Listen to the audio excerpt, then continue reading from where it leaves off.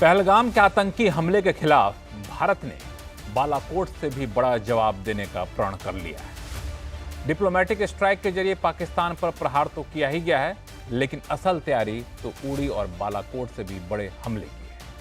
अंतर्राष्ट्रीय मंचों पर बुरी तरह से एक्सपोज हो चुके पाकिस्तान को कहीं से भी राहत नहीं मिल रही थी, लेकिन चीन ने उसके सुर में सुर मिलाकर उसे थोड़ा सुकून जरूर दे दिया है। लेकिन सवाल है कि भारत पाकिस्तान के इस टक्कर में चीन का चक्कर कितना काम आएगा, दुनिया के बाकी देशों का रुख क्या रहने वाला है। आज आवाज अड्डा में करेंगे इसी पर चर्चा। नमस्कार, मैं हूं लक्ष्मण रॉय और इस चर्चा में शामिल होने वाले अपने मेहमानों से आपका परिचय कराऊं, इससे पहले देखिए विशेष रिपोर्ट।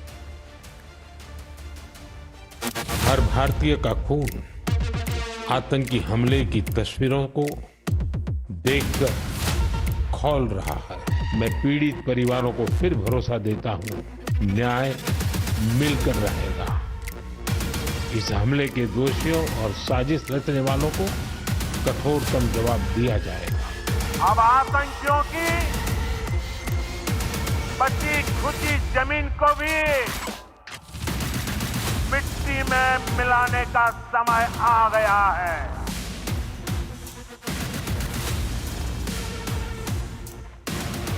महज 3 दिन के भीतर प्रधानमंत्री का दो कठोर बयान और फिर लगातार बैठकों का सिलसिला। पाकिस्तान को एहसास हो गया है कि भारत इस बार उसे नहीं बख्शेगा। बालाकोट और सर्जिकल स्ट्राइक से कुछ बड़ा होने वाला है। इस घबराहट में पाकिस्तान दुनिया भर में अपने दोस्तों की तलाश में जुट गया है। ऐसे में चीन के बयान ने पाकिस्तान को थोड़ी राहत जरूर पहुंचाई। China welcomes all measures that will help cool down the current situation and supports carrying out fair and just investigations at an early date. As a neighbor of both India and Pakistan, China hopes that India and Pakistan will exercise restraint, work in the same direction, handle relevant differences properly through dialogue and consultation, and jointly uphold peace and stability in the region. लेकिन दुनिया भर में expose हो चुके पाकिस्तान को भी पता है कि चीन बयानों से आगे बढ़कर कुछ कर पाएगा, इसकी संभावना कम है। दुनिया भर के नेताओं के बयान चीन को ये एहसास कराने के लिए काफी हैं।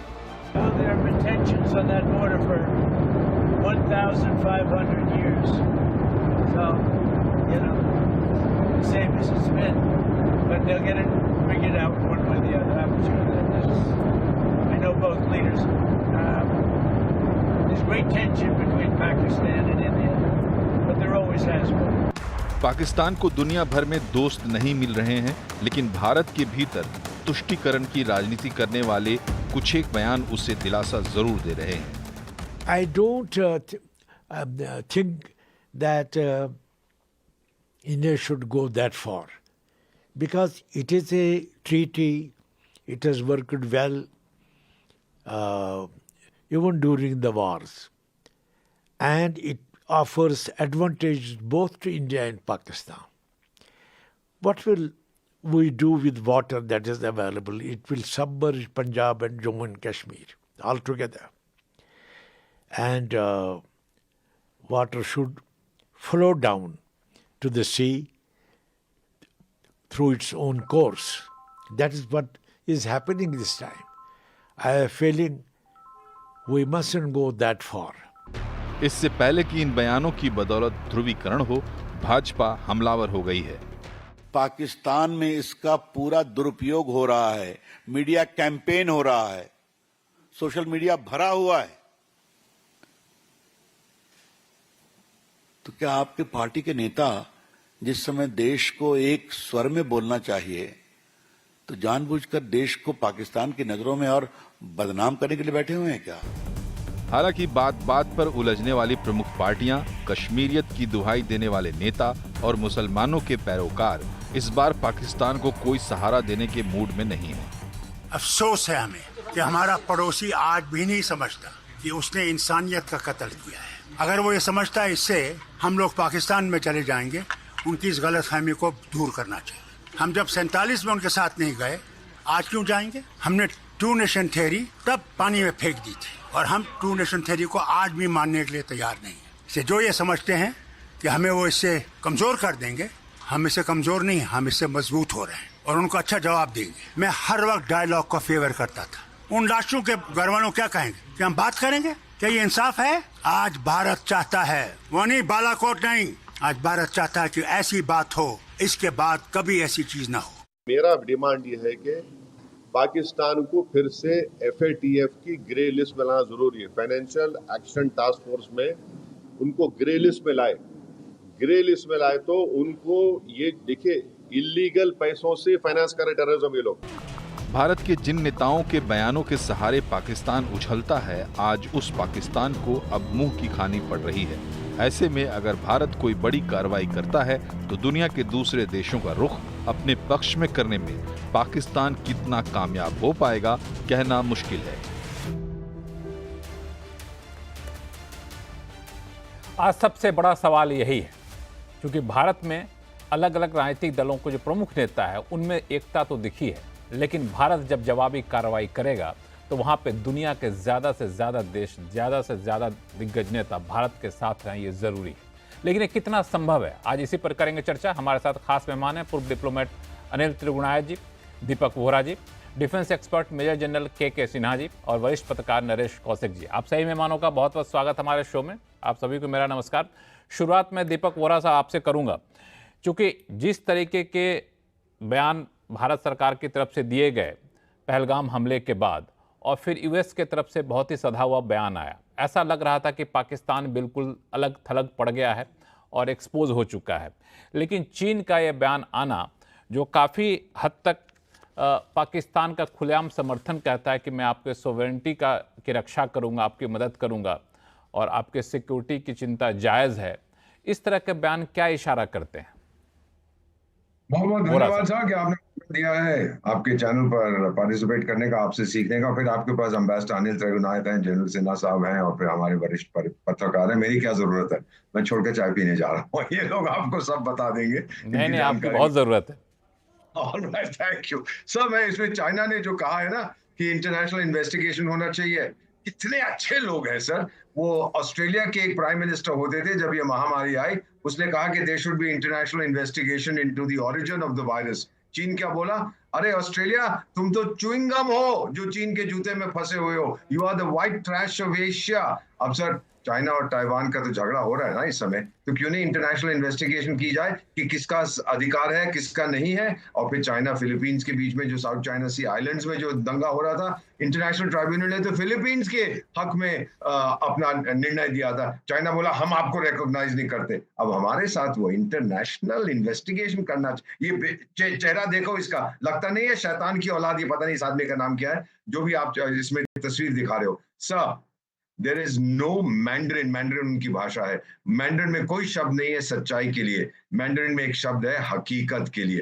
तो चीन जो इस समय उछल रहा है, फुदक रहा है, क्योंकि उसने पाकिस्तान को, वो फंस गया है सर चीन बुरी तरह से पाकिस्तान में। ये सीपैक जो था, इतने सारे पैसे, कहता तो है कि मैंने 65 या 70 बिलियन डॉलर किया, बकवास करता है सर, 5-10 बिलियन से डॉलर ज्यादा इन्वेस्ट नहीं किया, वो ज्यादा बढ़ा के कहता है कि पैसे वापस लेगा। अब उसकी समस्या ये है सर कि ये उसके गले में फंदा है, क्या करे, और पैसे फेंके या चुप हो जाए। पैसे नहीं देगा, बकवास करेगा sir, take it from me. चीन को क्या मिलेगा मुझसे पंगा लेके सर? मैं आपको बता देता हूं, I will conclude, the other more intelligent people आपको बताएंगे सर कि चाइना की जो मैं पॉलिसी देखता रहा हूं, घुस गए थे ना श्रीलंका में, आपके विशेषज्ञ जितने थे, ओ जी चीन श्रीलंका में आ गया, अब सब बर्बाद हो गया, निकाल दिया जूता मार के। वो मुज्जू फुज्जू जो है, मालदीव वाला खामोश हो गया, नेपाल वाला खामोश हो गया, म्यांमार वाला तो कहता मैं नफरत करता हूं चीन से। अब बताइए सर, भारत की पॉलिसी सही रही है या चीन की?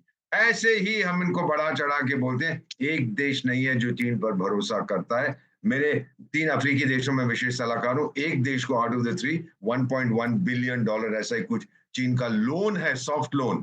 तो मैंने एक दिन उनके राष्ट्रपति से पूछा था कि आप पैसे वापस करोगे? कहते हमारी औकात नहीं है वापस करने की। मैंने कहा फिर क्या करोगे? कहते मुझे क्या पता है, चीन फौज भेज दे उनको ठोक देंगे। That is the feeling across the world। ये सीपैक और ये BRI मर चुके हैं, चीनी बेवकूफ हैं सर, डरिए मत इनसे। हमारे पास जांबाज सिपाही हैं लाइक जनरल के सिन्हा साहब। We'll take care of China, we'll take care of Pakistan, and I'm saying this not out of emotion। Finally, ये आसिफ मुनीर मुल्ला किधर है? जो मुझे बताया गया है sir, I don't know if it is true, मेरे अमेरिकन ग्रुप ने, उन्होंने कहा है कि ये टर्की से हथियार मांगने गया था, प्लेन तो आ गया हथियार लेके, ये वहीं बैठा हुआ है सर। प्लेन तो आ गया, हथियार लेके वहीं बैठा हुआ, चीन से डरने की जरूरत नहीं है। अनिल जी, जिस तरीके के वर्डिंग इस्तेमाल की गई है पाकिस्तान को लेकर के चीन की तरफ से, all weather strategic partner, Pakistan के सॉवरेनिटी और सिक्योरिटी इंटरेस्ट को सपोर्ट करेंगे हम, और उसके रीजनेबल सिक्योरिटी कंसर्न से हम वाकिफ़ हैं, सपोर्ट करते हैं, ये साधारण शब्द नहीं है। तो वाकई जैसा कि वोरा साहब कह रहे हैं कि चीन की इन बातों का ध्यान नहीं देना चाहिए, चीन क्यों हमसे दुश्मनी मोल लेना चाहेगा, और चीन की मजबूरी है इस वजह से ऐसा बयान दे रहा है, या फिर ये किसी अलग वर्ल्ड ऑर्डर की तरफ इशारा कर रहा है? देखिए, अम्बेसडर वोरा साहब ने बिल्कुल अपने अंदाज में आपको पूरी असलियत बता दी कि असलियत है क्या। देखिए, चीन जो है, मैं समझता हूं कि पाकिस्तान जो है वो चीन का एक स्टेट बन के रह गया है। आज की डेट में पाकिस्तान जो है, पाकिस्तान को वो इस्तेमाल करता है भारत के खिलाफ, उनको चढ़ा के, और जो सिक्योरिटी का उनको फायदा किसी तरह का हो सकता है, उसमें भी उनको समस्याएं आ रही हैं। आपने देखा है कि चीनियों को डायरेक्ट अटैक कर रहे हैं, चाहे वो बलोच हो या दूसरे लोग हैं, पख्तून हैं, सब उनको अटैक करते हैं। तो आज के डेट में चीन का पाकिस्तान में डायरेक्ट इंटरेस्ट इतना बड़ा कोई नहीं है, लेकिन वो एक न्यूसेंस वैल्यू क्रिएट करना चाहता है पाकिस्तान की अपनी तो कोई दम है नहीं। तो वो अभी कभी टर्की भाग रहा है, कभी अजरबैजान भाग रहा है, कभी जो चाइना की तरफ भाग रहा है, आज भी बात किया। तो वो बेसिकली ये सारी चीज ये बताना चाहते हैं कि किसी तरह से लड़ाई ना हो, भारत किसी तरह से अटैक ना करे। तो उसको वो डिफ्यूज करने की कोशिश कर रहे हैं कि वो जो स्टेटमेंट देना है कि किसी ना किसी तरह एक इन्वेस्टिगेशन हो जाए, और उसके बारे में अब्बास वोरा साहब ने बहुत अच्छा कहा है कि कहा अपने यहाँ पहले करो ना शुरुआत। चीन जो है वो एक डिसेप्शन की पॉलिसी में विश्वास रखता है, और वो उसी के साथ चल रहा है आगे, तो हमें उसके बारे में इतना बॉदर करने की आवश्यकता नहीं है। लेकिन हाँ, चूंकि हमारे लिए जो टेररिज्म है, हमारी जो इंटरनल सिक्योरिटी है, हमारी जो फोर्सेस हैं, उनको हमेशा विजिलेंट रहना चाहिए। ये एक सबसे इम्पोर्टेंट चीज है हमारी बात। बार बार ये इस तरह की घटनाएं होती है तो उससे जो है सारे देश के ऊपर असर पड़ता है। और इस बार जिस तरह की मानवीय घटना हुई है, मैं समझता हूं कि वो जनरल आसिफ मुनीर कहिए या किसी को भी, लेकिन उनका तो डीएनए ये है, तो वो तो डिफेक्टिव बर्थ है उनका, तो वो तो उसके लिहाज से चलते रहेंगे, करते रहेंगे एक्शन। तो हमें ये सोचना कि उनके साथ किसी भी तरह के आपकी बात बन सकती है डिप्लोमेसी या किसी एग्रीमेंट के जरिए, तो मैं समझता हूँ अपने आप को धोखा दे रहे हैं। तो इसलिए हमें 24/7 तैयार रहना है। दूसरा है इंटरनेशनल कम्युनिटी की बात। अब पाकिस्तान को ये मैक्सिमम मदद कर सकता है यूनाइटेड नेशन सिक्योरिटी काउंसिल में, जैसे कि वो जो स्टेटमेंट आया है सिक्योरिटी काउंसिल का, उसका उन्होंने टेम्पर किया है। दूसरा, वो मिसाइल जो चाहिए होती हैं उसको वो देने के लिए तुरंत तैयार हो जाएगा। उनके जितने भी फाइटर जेट्स वगैरह हैं वो सब चाइना से हैं 90%। तो वो सब उसका इस्तेमाल, तो इसलिए उनकी हॉबनॉबिंग हो रही है। तो इक्विपमेंट जरूर उनको सप्लाई करेगा जस्ट टू डिफेंड। लेकिन लड़ाई अगर होती है तो ये नहीं है कि चीन डायरेक्टली आ जाएगा उसमें। चीन को अपना एक इंटरनेशनल एक रुतबा देखना है। चीन कोशिश जरूर ये कर रहा है कि किसी तरह से वो एक नया एक पोल बन जाए, और वो बनने की कोशिश कर रहा है, और अमेरिका की बेवकूफियों की वजह से बन भी सकता है। इसमें कोई बड़ी बात नहीं है, क्योंकि आज जो जो जिस तरह के डिसीजन, जिस तरह के एक्शन लिए जा रहे हैं इंटरनेशनल ग्लोबल ऑर्डर को खत्म करने के लिए, उसमें चीन उसका अपना देख रहा है कि कहीं मेरा मौका बन सकता है।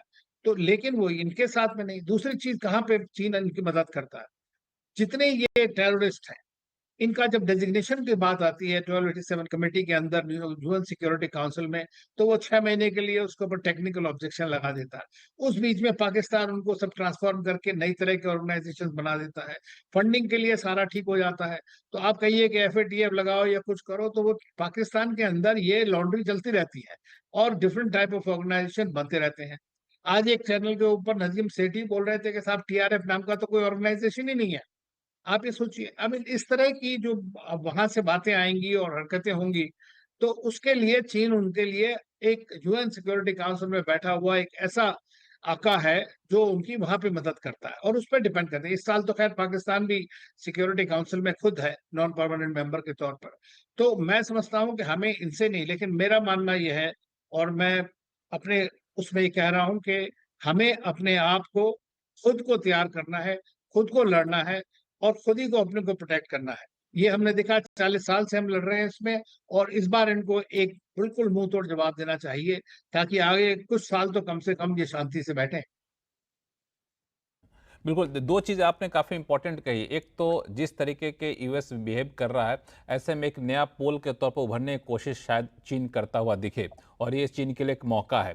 दूसरा कि चीन अगर लड़ाई होती है तो फ्रंट पे चीन नहीं आएगा, ये लगभग तय है। मेजर जनरल के सिन्हा साहब, आप सहमत हैं इससे कि अगर कोई मिलिट्री एक्शन होता है भारत की तरफ से तो चीन पिछले दरवाजे से कुछ सपोर्ट करे, अपना हथियार भेज दे, लेकिन फ्रंट पे आने की जहमत नहीं उठाएगा, क्योंकि इंटरनेशनल प्लेटफॉर्म पर उसकी बड़ी थू-थू हो जाएगी? जय हिंद। देखिए, दोनों हमारे डिप्लोमेट, सीजन डिप्लोमेट ने पूरा का पूरा आपका रूपरेखा और इसकी खींच दी है बैकग्राउंड।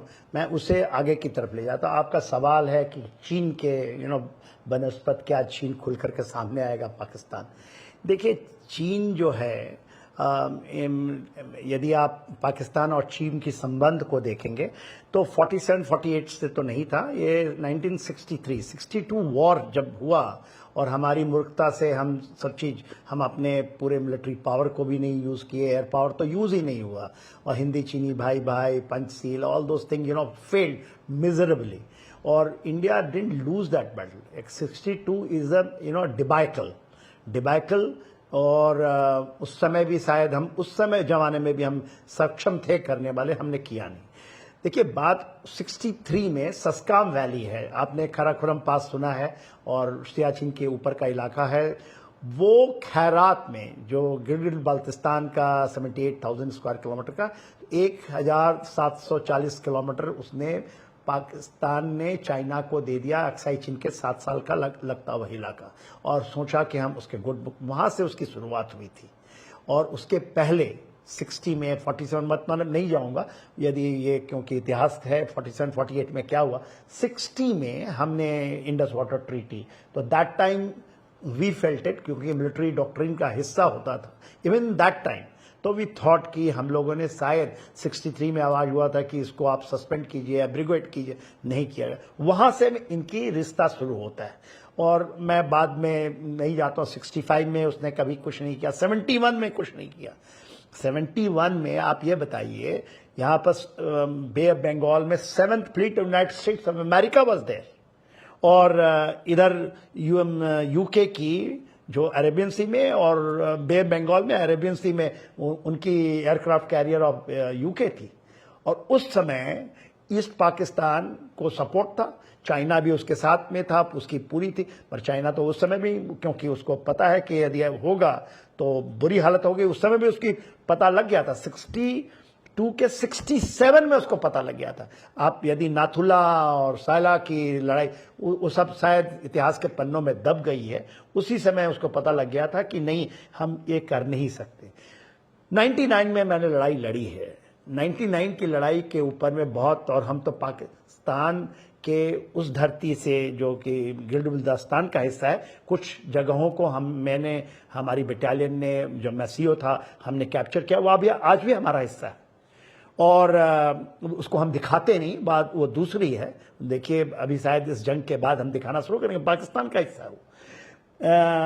हम लोग स्ट्रैटेजिकली लूज कर जाते हैं, चाहे 71 के बाद 72 लूज किए टेबल के ऊपर में, और जिसमें आया उस समय भी 99 में इसने बोला था उसको कि आप करो, आप जाओ। मुशर्रफ साहब गए थे लॉन्च करने से पहले। वो उस समय जो अभी इनके शहबाज शरीफ के भाई साहब थे, वो तो कहते हैं पता नहीं, उनको पता था, वो भी उनको भेजे थे, वहां से जाकर के इनको एश्योरेंस मिला था। 99 में इनिशियली तो बड़ा ये दिखा रहे थे कि हमने इतनी जमीन ले ली कारगिल के इलाके में, मगर उसके इसमें हेल्प पे तो नहीं आया। चाइना पागल कुत्ता तो है ही है वो, बट वो जो उसकी मिडिल कहते हैं किंगडम की सिंड्रोम है, येलो रेस वाली सिंड्रोम, उनमें लड़ने की फितरत नहीं है। सामान दे दो, मगर ये जो सामान दिया है, आप देखिए J-17 सबसे बड़ा जो मिलिट्री, आप ये कहेंगे कि सबसे बड़ी चीज जो चाइना से उनके पास में है, J-17, उसने 17 एयरक्राफ्ट दिए थे म्यांमार को, सारे के सारे म्यांमार ने वापस कर दिए, क्योंकि ये तो उड़ते ही नहीं। जब हमारा यह गलवान हुआ था, तो आपने सुना होगा सकरदू जो एयरबेस है, वहां पर भी इनके J20 आए थे, J17 पाकिस्तान को कहा आप ले आओ, ला नहीं पाए, वो स्वात में बोला। तो चाइना को भी पता लग गया कि उसने शी जिनपिंग ने बहुत बड़ी स्ट्रेटजिक मिस्टेक्स किए हैं। उसमें CPEC एक बड़ा हिस्सा है। CPEC जब आया था 2015 में, तब भी हम लोगों का विश्लेषण यही था, क्योंकि हमारी धरती से, हमारे POK से आया ना, POK गिलगिट बाल्टिस्तान से होता हुआ नीचे की तरफ जाता है गोद्वार की तरफ। वो उसने अपने कब्र के ऊपर में, अपने कॉफिन के ऊपर में पहला ताबूत चाइना ने डाला था। और जब वो स्ट्रिंग ऑफ पल उल की बात करते थे, बोरा साहब ने बड़ा अच्छा समझा दिया नीचे, जो स्ट्रिंग ऑफ पल कहते थे कि हरमन टोटा है हमारा, हम आ जाएंगे गोदार से, फिर हम बांग्लादेश में चिटगांव की बात करता, वहाँ पहुँचे हुए हैं ये लोग। और ये जो आप आइलैंड हैं उधर सिथवे की बात होती थी। तो वो सारा का सारा failure, and it is a big failure. जो मलाका डिलेमा है, कि मलाका है ना, स्ट्रेट ऑफ मलाका, यदि हम स्ट्रेट ऑफ हार्मोज एंड स्ट्रेटेजिकली जब मैं बात करता हूं, तो मलाका डिलेमा तो उनका बरकरार है। Any time in will be blocked, and Indian navy has become that strong कि ये चोक पॉइंट, वो तो डिलेमा ऐसे ही बरकरार है, और गोदार तो कहीं है ही नहीं। 2025 हो गया, 2012 में यदि आप नहीं कर, 2015 में उन्होंने डिक्लेयर किया था, 10 साल हो गए, उसमें से एक गाड़ी ये इनके जो CPEC के कॉरिडोर में चली नहीं है।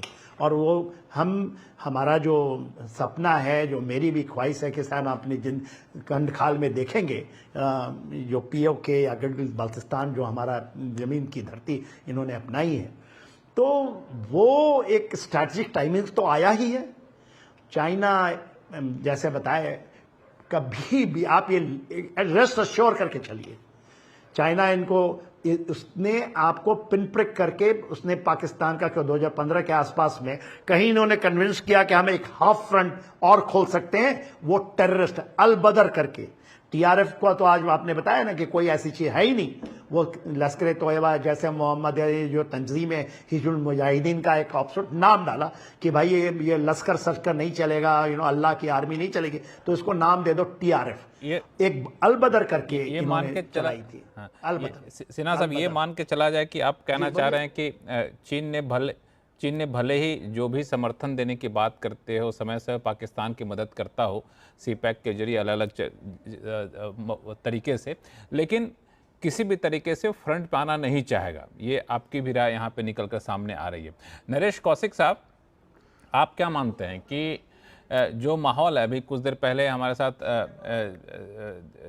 अनिल जी भी कह रहे थे कि जो US ने जो माहौल बनाया है, ऐसे में चीन एक नए पोल के तौर पर उभरने की कोशिश करेगा, और ये एक उसके लिए मौका है, या फिर जो चीन का इतिहास बताया अभी सिन्हा साहब ने, उसी इतिहास को चीन दोहराएगा?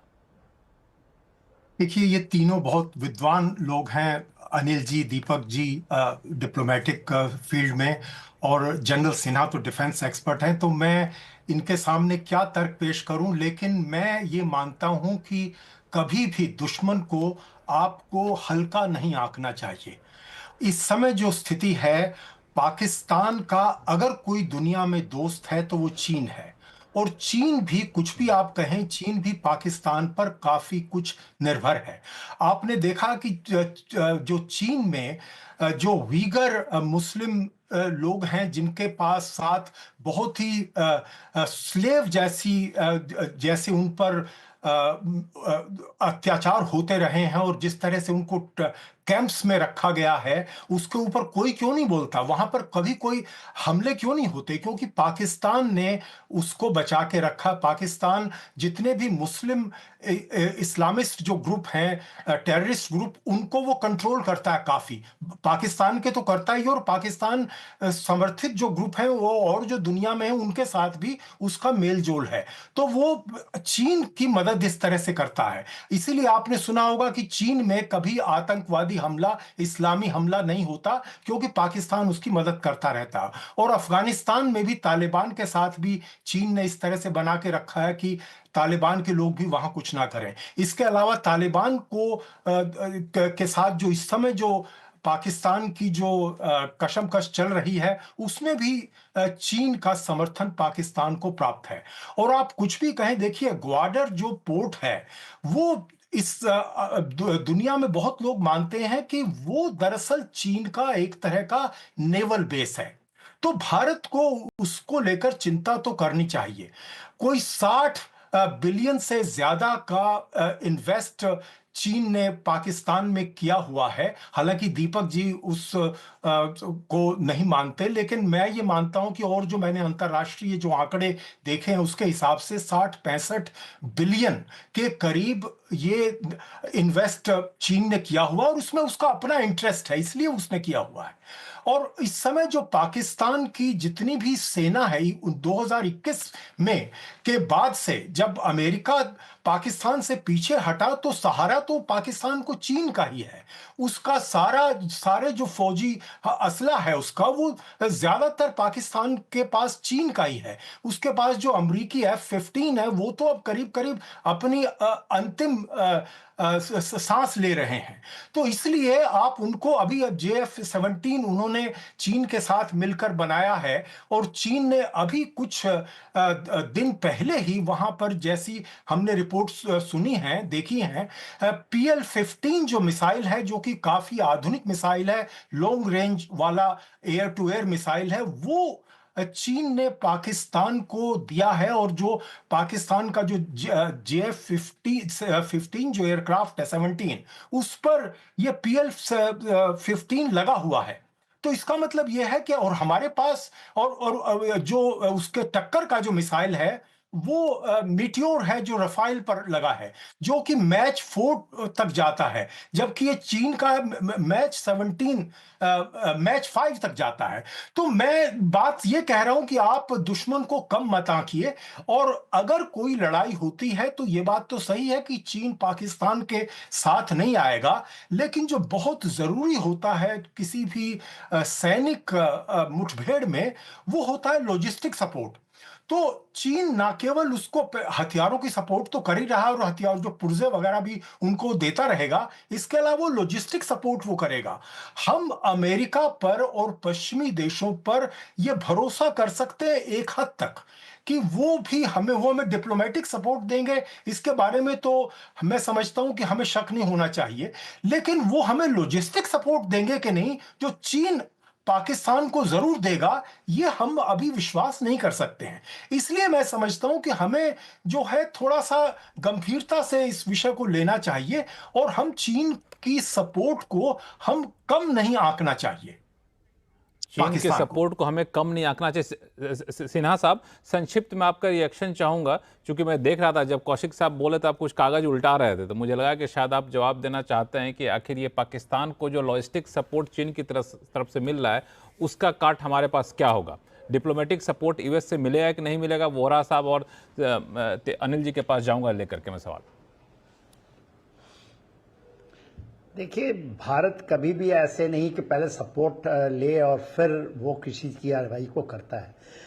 देखिए, कौशिक साहब ने कहा है, ठीक है, कभी भी हम know your enemy and know the enemy capability, यह हमारा हिस्सा है। और मैं 37 साल 38 साल तो ऐसे नहीं कोई हल्के में ले रहे हैं, और मैं नदर्न बॉर्डर्स माने चाइना के बॉर्डर का ऑपरेशन ऑफिसर रहा हूं लंबे समय तक, लंबी दूरी उनको देखिए, तो कोई मैं ऐसे नहीं बात कर रहा हूं। कौशिक साहब को मैं समझाना चाहता हूं, देखिए, पाकिस्तान का इतिहास मैंने पहले समझाया था कैसे उनका शुरू हुआ, जब उन्होंने सस्काम वैली दिया, और उसके बाद चीजें जो आज के दिन में हैं।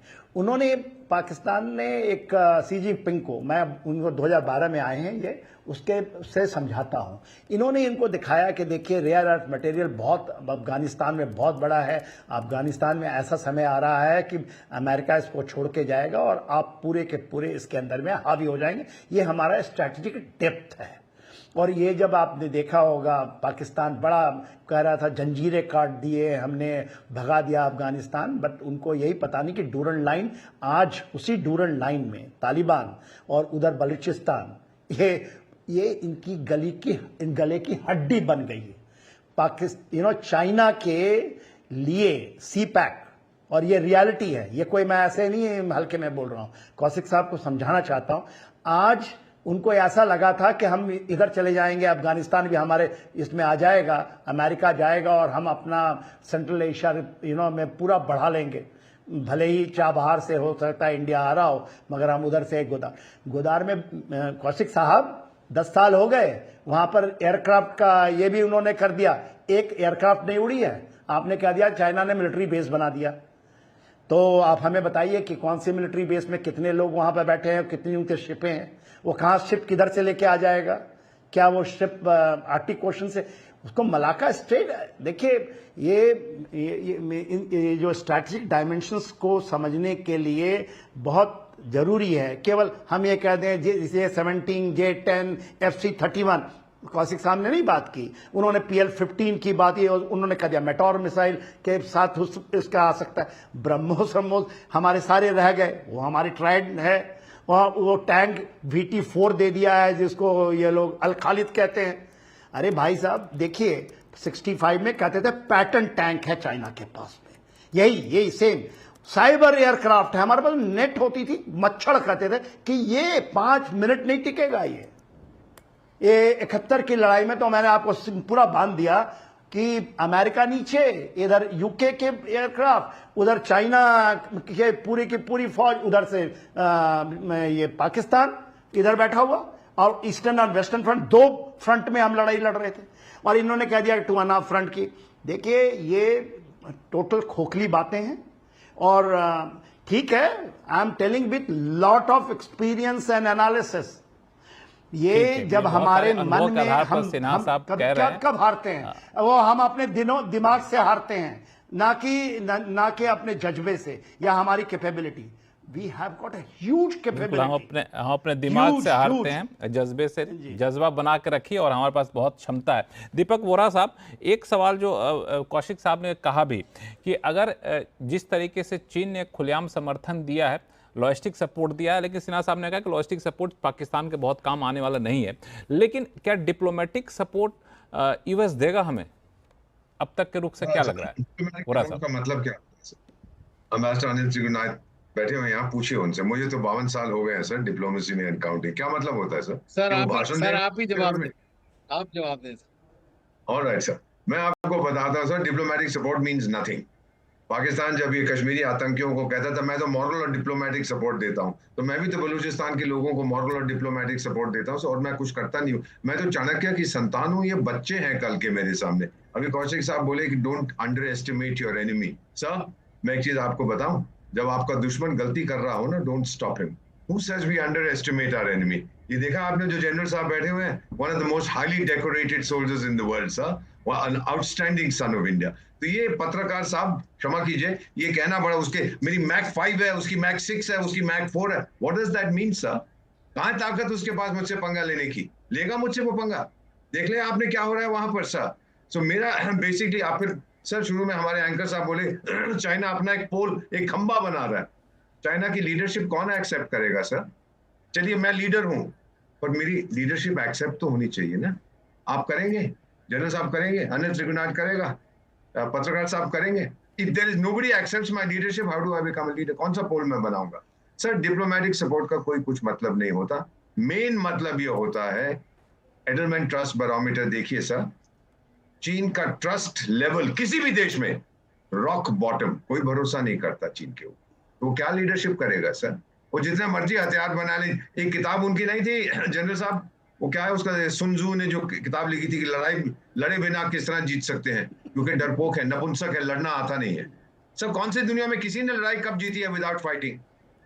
इतिहास में है कोई? और फाइनली सर, पता नहीं अगर आपको इस तस्वीर, ये किताब नजर आ रही है कि नहीं आपके कैमरा पर, ये मेरी एक तरह से प्रोफेसर थी जब मैं अमेरिका में था, बाबरा टचमन। इस किताब का शीर्षक है, 84 में लिखी थी, this is a personally signed copy, the March of Folly. किस तरह से बेवकूफी की परेड होती है दुनिया में और सरकारें एक्ट करती हैं against the interest of their people sir. ये उनका थीसिस है, she passed away a few years later. तो चीन यही कर रहा है सर। Pakistan will be the newest chapter, march of folly. अरे किससे पंगा ले बैठा है और किसके आधार पर? चीन भिड़ेगा मेरे साथ? 19 पड़ोसी हैं चीन के, किसी के साथ भी उसके संबंध सही नहीं है। वियतनाम बैठा हुआ है उसको निकलने के लिए। अरे फिलीपीन से तो तुम पंगा ले नहीं सकते, ब्रुनई से पंगा ले नहीं सकते, ताइवान तुम्हारे खाने को बैठा हुआ है, जापान वहां बैठा हुआ है, ऑस्ट्रेलिया नीचे बैठा हुआ है, किससे पंगा लेंगे सर? ये दिल को बहला, हमने देखी है चीन की हकीकत, लेकिन दिल को खुश रखने के लिए गालिब ये ख्याल अच्छा है। Sir don't over estimate your enemy, don't under estimate him, entirely agree, पर अगर वो गलती कर रहा है उसको मत रोकिए सर। अनिल त्रिगुणायत जी, देखिए मैं दो बातें कहना चाहता हूँ कि कोई भी चीज जब हम देखते हैं दुश्मन, चाहे आवाज आ रही है मेरी? हाँ आ रही। जी जी, मेरा भी मानना यह है बिल्कुल, और जैसा वोरा साहब और जनरल साहब ने बताया तो कि देखिए भारत इस वक्त जो है, जब हम तैयारी की बात करते हैं तो हम हमारी स्ट्रेटेजिकली हम 2.5 फ्रंट वॉर की बात करते हैं, 2 फ्रंट की भी नहीं, 2.5 फ्रंट की तैयारी है हमारी। तो हम उसको कम नहीं समझ रहे हैं किसी भी तरह से। जब भी स्ट्रेटेजी होती है आज की डेट में, भारत जब भी देखता है इक्वालिटी के हिसाब से या बराबर की टक्कर लेने के हिसाब से, तो चाइना के साथ कंपेयर करता है कि अगर हमारी लड़ाई होगी तो चाइना क्या करेगा। तो आपकी बात सही है, तो अंडर एस्टिमेट मैं नहीं समझता कि हमारे स्ट्रेटेजिक थिंकर्स या जो हमारे जनरल्स हैं या हमारी सरकार है वो इसको अंडर एस्टिमेट करती है। क्योंकि देखिए चाइना का लड़ने के अलावा चाइना के पास एक बहुत बड़ा स्ट्रांग वेपन है, और वो है ग्रे जोन वॉरफेयर का, और उसमें वो मास्टर है डिसेप्शन, और उसी का वो इस्तेमाल सारी दुनिया में करता है, और डेमोक्रेसीज में वो उसको डिस्टेबलाइज करने की क्षमता रखता है, और ये सब जगह उन्होंने खरीद रखे हैं, जगह जगह अमेरिका तक के अंदर में। तो वो तो चाइना को हम जानते हैं कि किस तरह से उसके साथ में करना है। तो पाकिस्तान उनका सिर्फ एक टूल है, और उस टूल को वो अपने आप को नीडल करने के लिए इस्तेमाल करते रहेंगे। और आज की डेट में मैंने जैसे कहा कि यूएन सिक्योरिटी काउंसिल में टेररिस्ट को हटाता है चीन, उनके खिलाफ एक होल्ड लगा देगा, टेक्निकल होल्ड 6 महीने के लिए, तो उनको वो ब्रीदिंग स्पेस मिल जाता है। तो एक तरह से वो बढ़ा रहा है वहां पर उनकी स्ट्रेंथ को, तो उसको तो सूट करता है पाकिस्तान का जो करना। लेकिन पाकिस्तानी खुद क्या करेंगे?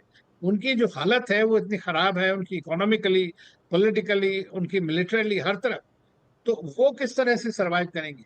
और अब अगर जिस तरह का इंडस वाटर ट्रीटी का बात है, मान लीजिए उसमें जो भी अगर थोड़ा बहुत भी हमने एक्शन लिया अभी, it will directly impact on that. तो ये नहीं है। दूसरी बात रही है दुनिया की बात। देखिए दुनिया जो है चढ़ते हुए को सलाम करती है, ये आप ध्यान रखिए। आज की डेट में भारत एक उठता हुआ देश है, इसीलिए आप हर बड़ी जगह में, हर बड़ी मीटिंग में आपका बात को सुनते हैं, लोग मिलते हैं, और इसीलिए जिस तरह से सारी दुनिया ने इसको कंडेम किया।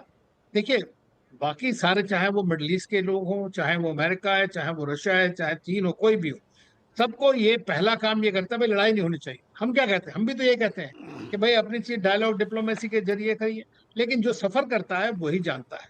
आज की डेट में जिस तरह से अगर आप एक स्टेट एक्टर के साथ, बहुत आसान होता लड़ना, बट एक नॉन स्टेट एक्टर के साथ लड़ना, और पाकिस्तान के अंदर स्टेट और नॉन स्टेट एक्टर दोनों कंबाइंड है, तो हमें उसके लिए और भी ज्यादा वो करना पड़ेगा। तो उनको मैं यही कहता हूं कि भारत की जो डिप्लोमेसी है और जो इतनी एक्सेप्टेंस है वो सब है वहां पर, दुनिया समझती है कि भारत कर सकता है इसको। और आज की डेट में हम देखिए, आप गलवान के बाद से चीन पहली बार ये बात को समझा कि आज वो भारत 1962 वाला भारत नहीं है। तो मैं ये समझता हूं कि हम जो भी करेंगे सोच समझ के करेंगे। ऐसा नहीं है कि खाली आदमी जंप मार देता है बिना सोचे समझे इन चीजों के बीच में। लड़ाई एक बड़ी सीरियस बिजनेस होती है। मैं इसलिए अनिल त्रिगुणायत साहब, मैंने ये सवाल इसलिए पूछा और बाकी पैनलिस्ट से भी इसलिए पूछा क्योंकि जो अभी सिचुएशन बना हुआ है, जैसे कि आप देखिए रूस यूक्रेन वॉर हुआ, तो वहाँ भी रूस के ऊपर तमाम सैंक्शन लगाने की बातचीत चली। हालांकि रूस पावरफुल था, बहुत संभव हो नहीं पाया। अभी भी जब शांति वार्ता होती तो यूएस कोशिश करता है कई बार रूस पर हावी हो जाए। भारत, ऐसा नहीं कि भारत पाकिस्तान के बीच में कोई सैन्य कार्रवाई होती है तो दोनों आपस में कार्रवाई करते रहेंगे, लड़ाई लड़ते रहेंगे, बाकी दुनिया शांत बैठेगी। वहाँ पे ज़रूरत तो पड़ेगी हमें कि कोई हमारा भी साथ दे, कोई हम पे कोई उंगली न उठाए, कोई हमारी कार्रवाई को गलत न बताए। ये एक कोशिश तो भारत की होगी, कम से कम हम अपने फेवर में कुछ देशों को ले लें, भले ही लॉजिस्टिक सपोर्ट ना दे, डिप्लोमेटिक सपोर्ट ना दे, एक हमारे खिलाफ कोई उंगली ना उठाए। क्यों वोरा साहब? सर कोई उंगली उठाएगा नहीं sir. Voice of the global south, आप जानते हैं 120 देश हैं ग्लोबल साउथ के। जो एक शब्द हम यूज करते हैं ना ग्लोबल साउथ, विकासशील देश जो है, we are acknowledged as the leader. Virtual voice of the global south meeting हर साल होती है, एम्बेसडर अनिल त्रिगुणायत ने भाग भी लिया है, वो जानते हैं मुझसे बेहतर। हमारे को sir we have acceptability today, पूरी दुनिया हमें देखती है। और जब मैं अफ्रीका में जाता हूं, मैं उनसे कहता हूं, जो multi cultural multi rational societies बनाते हैं, दूसरे देशों को देखते हैं, मैं उनसे यही कहता हूं, तेरा ध्यान किधर है, तेरा हीरो तो इधर है, भारत की तरफ देख, वो भारत की तरफ देखते। सो दिस थिंग अबाउट चीन हड़प जाएगा, ये करेगा, वो करेगा, हम नहीं है। तो कौशिक साहब, नरेश कौशिक साहब, ये जो मामला मैंने कहा, वोरा साहब ने तो हालांकि उसका खंडन कर दिया, लेकिन आपको लगता है कि ये एक भारत के लिए एक रणनीति का हिस्सा होना चाहिए कि जब कोई सैन्य कार्रवाई हो तो भारत के पक्ष में ज़्यादा से ज़्यादा देश दिखे? देखिए, इस समय हमें एक चीज को समझना चाहिए जो हमारे पक्ष में जाती है, वो ये है कि भारत पर हमला हुआ है। भारत ने हमला नहीं किया है, भारत पर हमला हुआ है। तो इस समय दुनिया की सहानुभूति भारत के साथ है। यह बिल्कुल वैसा ही है जैसे रूस ने यूक्रेन पर हमला किया था या हमास ने इजराइल पर हमला किया था, तो सहानुभूति इजराइल के प्रति थी और यूक्रेन के प्रति थी। इस समय दुनिया की जो सहानुभूति है वो इस समय भारत के प्रति है। और दूसरी बात एक और महत्वपूर्ण है कि इस समय भारत का जो वजन है, मैं दीपक जी की इस बात से सहमत हूं कि भारत का इस समय जो दुनिया में वजन है वो बहुत महत्वपूर्ण है। लेकिन ये भी कहना ठीक नहीं है कि पूरे ग्लोबल साउथ का नेता इस समय भारत है, क्योंकि चीन उसका प्रतिस्पर्धी है। चीन भी उतनी कोशिश कर रहा है और चीन का जो काम करने का तरीका है उसने उसको बहुत अनपॉपुलर बनाया है। जैसे अफ्रीका में मैं कई ऐसे मेरे दोस्त हैं जो कहते हैं कि चीन वहां उनको हमें बिल्कुल कॉलोनी की तरह से ट्रीट करता है।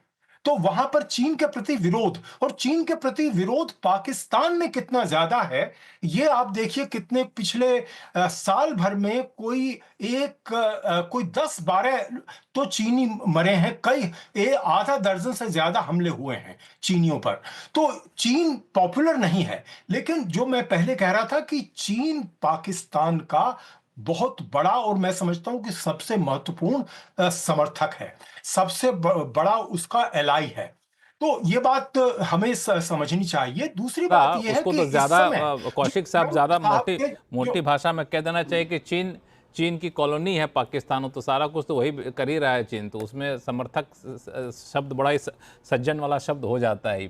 तो इस पे मैं आऊँगा आगे भी चल के। कौशिक साहब, छोटा सा ब्रेक का वक्त हो गया। ब्रेक के बाद एक और पहलू पर हम लोग चर्चा करेंगे कि जिस तरीके का एक ट्रेड वॉर और ट्रेड डील करने की कोशिश की जा रही है अमेरिका की तरफ से, क्या चीन की रणनीति इसको इम्पैक्ट करने की कोशिश तो नहीं है, या फिर इस समय का फायदा उठाने की कोशिश अमेरिका तो नहीं करेगा? इस पर चर्चा करें। छोटे से ब्रेक के बाद लौटते हैं, आप लोग कहीं जाइएगा नहीं।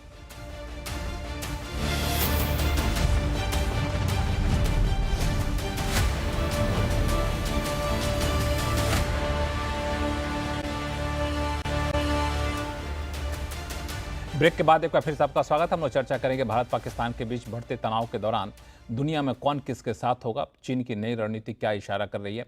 के सिन्हा साहब, मैं आपसे शुरुआत करूंगा इस सेगमेंट की कि आमतौर पर ऐसा देखने को मिला है कि दो देश जब मिलिट्री एक्शन में उलझते हैं तो जो हथियार के सप्लायर होते हैं वो कोशिश करते हैं थोड़ा सा उलझ जाएं ताकि हमारे जो भी हथियार बचे उचे हैं वो जल्दी से बेच के निकल के चला जाए।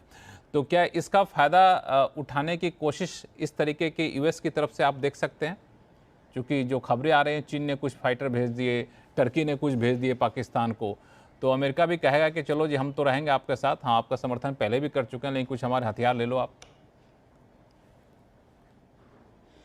देखिए, इसकी आप यदि ड्रॉ करेंगे पैरेलल और दूसरे जगह से लेंगे कि रशिया यूक्रेन, वो टोटल डायमेंशंस ही दूसरे हैं। रशिया पूरे ट्रांस अटलांटिक से उसकी नाटो के साथ लड़ाई है, उसकी डिफरेंट है। यूक्रेन उसी का हिस्सा होता था और सेकेंड वर्ल्ड वॉर में उसके 37 लाख मरे थे, इसके 13 लाख मरे थे और उन्होंने मिलकर लड़ाई लड़ी थी। तो वहाँ पर वायर फाइटिंग ये 13 दिन की लड़ाई 1965, 16 दिन की लड़ाई 71 में पूरा सरेंडर कर गया इतनी बड़ी फौज। तो इसको हम कहीं डाल नहीं सकते हैं। 93,000 ट्रूप्स का सरेंडर जोक नहीं है। 99 में तो मैंने खुद देखा है कि और लड़ाई अंदर देखी है।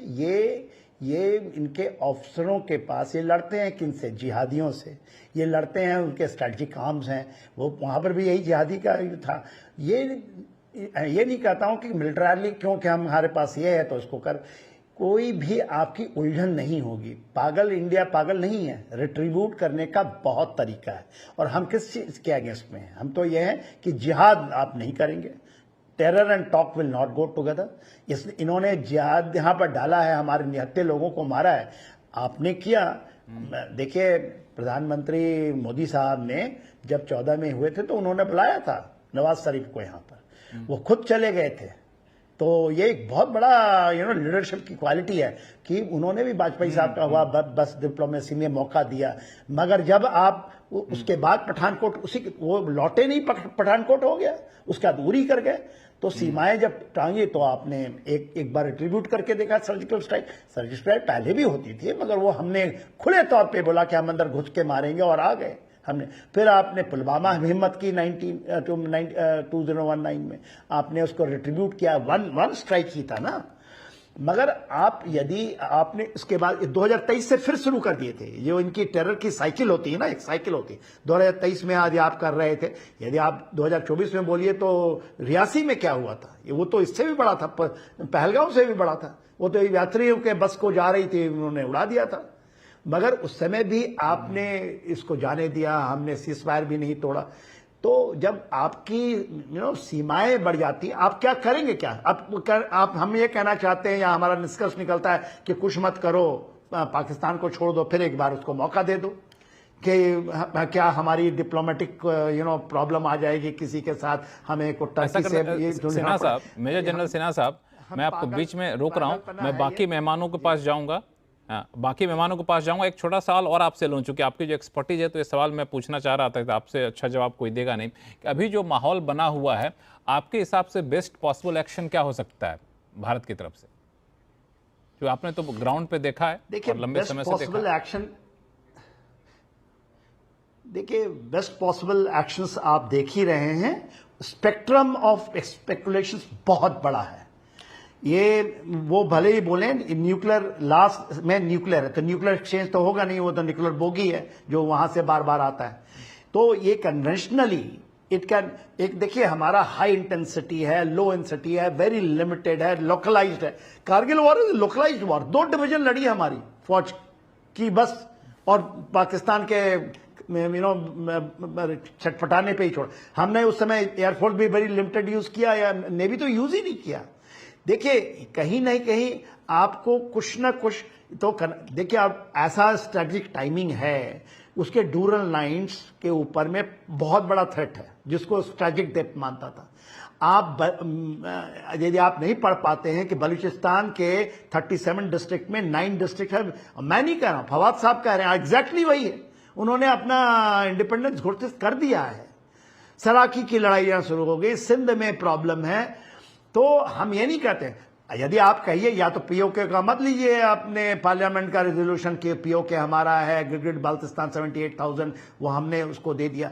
देखिए, यदि आपको कुछ करना है तो आपको, और यदि आप लोग ये कहते हैं कि नहीं ये पागल लोग हैं, रशिया पागल है, रशिया पूरे ग्लोबल ऑर्डर को चेंज कर रहा है।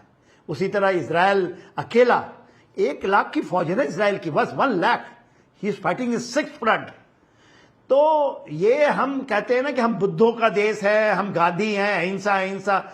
भैया, हम महाभारत भी है, कृष्ण का भी देश है, सर काटने आता है। 100 गलतियां माफ करें तो सर काट, तो मैं ही नहीं कहता कि जाकर सीधा सर काट दीजिए। हाँ, और हाँ, नहीं, ये बुद्धों का देश तो न्याय थ्योरी शुरू हुआ ना, कि हम बुद्ध हैं, हम कुछ नहीं करते, गाल आगे कर दो, ये 2 नेशन थ्योरी कह दो। उन्होंने कहा था ना कि नहीं, हम हमारे ब्लड के ऊपर में बनेगा 2 नेशन, हम कभी नहीं एक्सेप्ट करेंगे, फिर बन गया वो। तो ये बातें नहीं हम करें तो ज्यादा अच्छा है। 62 में भी हम कमजोर नहीं थे भाई। यदि हम 62 में 67 में नाथुला और सेला के ऊपर में उनकी लाशें बिछा सकते कमजोर है यहाँ पे, क्योंकि समय कम है। सिन्हा साहब, आप यूज ना करें, आज भी हमारे पास सब चीज है, और आप उसको यूज ही ना करें तो भाई प्रॉब्लम है। फिर आप यूज ही ना करें तो किस लिए आप रखते हैं? क्यों आर्मी परेड करवाने के लिए रखते हैं क्या?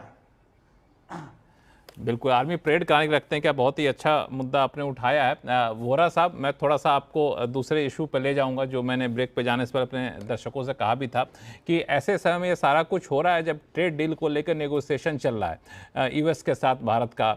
चाइना कह रहा है कि आपने मेरे हित पे कुछ किया तो मैं आपके खिलाफ कार्रवाई करूंगा। तो ऐसे में ये इस सिचुएशन का फ़ायदा उठाने की कोशिश यूएस या चाइना करेगा? फायदा चाइना क्या फायदा उठा सकता है सर? वो तो फंसा हुआ है बुरी तरह से। सिर्फ फाइन चाइना और कनाडा ने रेसिप्रोकल लगाए थे डोनाल्ड ट्रंप के अगेंस्ट। डोनाल्ड ट्रंप एक तरह से नरेंद्र मोदी की तरह, he means what he says what he mean. जो कहता है, अभी तक वो नीचे कहाँ हटा है सर? जो टैरिफ्स लगाने थे वो लगा रखे हैं उसने, जो कस्टम ड्यूटी लगानी थी। भारत के साथ उसकी पहली डील हो रही है बड़ी तेज रफ्तार से। हम शायद पहला देश होंगे जिसके साथ वो फ्री ट्रेड एग्रीमेंट करेगा। वो पूरी दुनिया के लिए एक रोल मॉडल होगा। And Trump is a businessman sir, ये तो आप भी जानते हैं, मैं भी जानता हूं, सब लोग जानते हैं, हमारे जर्नलिस्ट साहब भी ये जानते हैं। जबकि मैं कहता हूं द बैरन ऑफ बिजनेस की मुलाकात हो रही है with the Nawab of negotiation. Nawab of negotiation एक गुजराती है जिसका नाम है नरेंद्र भाई दामोदर दास मोदी। ये दोनों की आपस में मुलाकात हो रही है। They know how to negotiate a deal, the art of the deal. So मेरा ये मानना है सर, चाइना कोई फायदा नहीं है। चाइना बौखला गया। क्या करेगा चाइना सर? उसके से इंडस्ट्रीज वहां से भाग रही हैं। अब वो वियतनाम जाती हैं कि इंडोनेशिया जाती है, फैक्ट इज चीन को छोड़ के जा रही है। तो ये कहना कि चाइना बहुत बड़ी चीज कोई करेगा नहीं। नहीं अनिल त्रिगुनाय जी, आप कैसे देख रहे हैं इस सिचुएशन को, इस ट्रेड वॉर के पर्सपेक्टिव से देखें तो? देखिए, ट्रेड वॉर जो मेन ट्रेड वॉर है वो सिर्फ है चीन, दोनों में कोई रिलेशन हुआ कि नहीं एक लिमिट पे, एक सीमा के बाद? नहीं, मैं नहीं समझता कि इंडिया के ऊपर इम्पैक्ट करेगा। बिकॉज देखिए, चीन भी, भारत आज एक स्वीट स्पॉट में है जहां तक बड़ी पावर्स की बात है। तो चीन का भारत बहुत बड़ा मार्केट है और वो उसको प्रोटेक्ट करना चाहता है। इसीलिए वो बार बार ये कहता है कि नहीं, हम सबको एक ब्रिक्स के अंदर या ग्लोबल साउथ के अंदर अपने आप को प्रोटेक्ट करना चाहिए, और ये गलत है जो अमेरिका कर रहा है। लेकिन भारत अपना क्वाइटली अमेरिका के साथ अपना बायलैटरल ट्रेड एग्रीमेंट को साइन कर रहा है। तो उसमें हम अपने देश के लिए काम करेंगे कि दूसरे देश के लिए काम करेंगे? तो अगर चीन को इससे नुकसान होता है तो हमें अपने देश के हिसाब से देखना है, और वही भारत की सरकार कर रही है। नरेश कौशिक साहब, लास्ट कमेंट। जी, मुझे ऐसा लगता है कि ये जो ट्रंप एक मिनट, सिन्हा साहब आ रहा हूं आपके पास में, सिन्हा साहब आ रहा हूं आप। ट्रंप और चीन की जो ये ट्रेड वॉर है, इसमें तो मुझे लगता है कि भारत का फायदा है। और ये जो पाकिस्तान के साथ जो भारत की जो टेंशन है, इसमें भी मुझे लगता है कि इसमें भारत का फायदा, अमेरिका को भारत के साथ रहने में ज्यादा फायदा होगा। क्योंकि चीन उसको ये असल में ट्रंप, ये जो टैरिफ्स हैं, ये सिर्फ ये व्यापार के लिए नहीं है, ये बेसिकली स्ट्रेटेजिक डिसीजंस हैं। क्योंकि चीन इस समय, चीन को अमेरिका ही नहीं, पूरा पश्चिमी जगत और भारत भी, भारत कहता नहीं है लेकिन सबसे बड़ा अगर कोई भावी दुश्मन है तो वो चीन है। अमेरिका में ट्रंप ने इस बात को ओपनली कहा है, बाकी लोग ओपनली नहीं कहते हैं। तो आप जो थोड़ी देर पहले कह रहे थे कि क्या अमेरिका, क्या ट्रंप पाकिस्तान को इस समय हथियार बेचेगा, बिल्कुल नहीं। तो ट्रंप का इसमें कोई इंटरेस्ट नहीं है, अमेरिका का इसमें कोई हित नहीं है इस समय पाकिस्तान की सामरिक मदद करे। उसका जो हित है भारत की मदद करने में है। क्योंकि अगर आप, जैसा दीपक जी ने कहा, वो तो बिजनेसमैन है, बिजनेस का फायदा कहां है? बिजनेस का फायदा तो भारत की तरफ है। भारत बड़ी मार्केट है, भारत बड़ा खरीदार है। भारत के साथ चीन को लेकर भी आप अगर कहीं खड़े हो तो भारत के साथ ही मिलकर खड़े होंगे अगर चीन का मुकाबला करना है। तो उस लिहाज से तो मैं समझता हूं कि भारत और अमेरिका दोनों एक होंगे। मैं तो समझता हूं कि भारत में अमेरिका को लेकर क्यों विरोध होता है मेरे समझ में नहीं आता। हमें अमेरिका पर इस समय ज्यादा विश्वास करना चाहिए। मेजर जनरल सिन्हा साहब कुछ कहना चाहते हैं? मैं कहना चाहता हूं, आपके ऐड करना चाहता हूं। देखिए, चीन हरदम ये कहता था कि हमारे अंदर जो कॉन्फ्लिक्ट हैं या डिफरेंसेस हैं उसको साइड रखिए, हम बिजनेस की बात, दैट इज डिफरेंट, हम वो करते रहें। मगर भारत ने एक स्टैंड लिया था, जैसे चाइना में talk and terror will not go, कि आपकी जिहाद को हम नहीं सकेंगे, हम बात नहीं करेंगे आपके साथ कोई रिलेशन। तो हमने ये रखा कि बॉर्डर का ये एकदम लिखित है, और प्रधानमंत्री मोदी का और उसके बाद हमारे जो फॉरेन मिनिस्टर है उन्होंने कहा the situation border will dictate every term with China. Absolutely clear policy है, इसलिए उसने रीसेट किया है, इसलिए उसको भाग के पीछे चला गया है। तो चाइना को आप, हम ये नहीं कहते कि हल्के में लेना, China will, you take it from me, कहीं इंटरवीन नहीं कर। आज सभी लोग चाहते हैं, including China wants to get rid of Pakistan. ये आप लेके मान के चलिए, इवन उसकी सीपैक उसने खत्म, $65 बिलियन की बात हो रही थी ना, he knows it has gone down the drain, मगर उसके नाक की सवाल है। यदि हम भारत आज एक बार बोलता है कि यूनाइटेड स्टेट्स, वेस्ट एशिया और जो हम यूरोप और अमेरिका का जो हमने अभी जो वो इतने फास्ट ट्रैक में चल रहा है, यूएई, सऊदी अरेबिया में थे तो तब ये पाकिस्तान से भी एक बड़ी भूल हो गई। बहुत बड़ी बात कही आपने कि चीन किस, आपने बहुत बड़ी बात कही कि चीन कहीं भी यहाँ पे इंटरवेन नहीं करेगा। ये बिल्कुल लिख के ले लीजिए जो आपने सामरिक तरीके से समझाया है इसको। आप सही मेहमानों का बहुत बहुत धन्यवाद। चूंकि शो में समय खत्म हो रहा है इसलिए आपको बीच में रोका मैंने। मेजर जनरल सिन्हा साहब, फिर कोशिश करेंगे अगली बार जब कोई मौका होगा तो हम लोग चर्चा करेंगे इस मुद्दे पर विस्तार से। आप सही मेहमानों का एक बार फिर से धन्यवाद। आवाज़ अड्डा में फिलहाल इतना ही। देखते रहिए CNBC आवाज़। नमस्कार।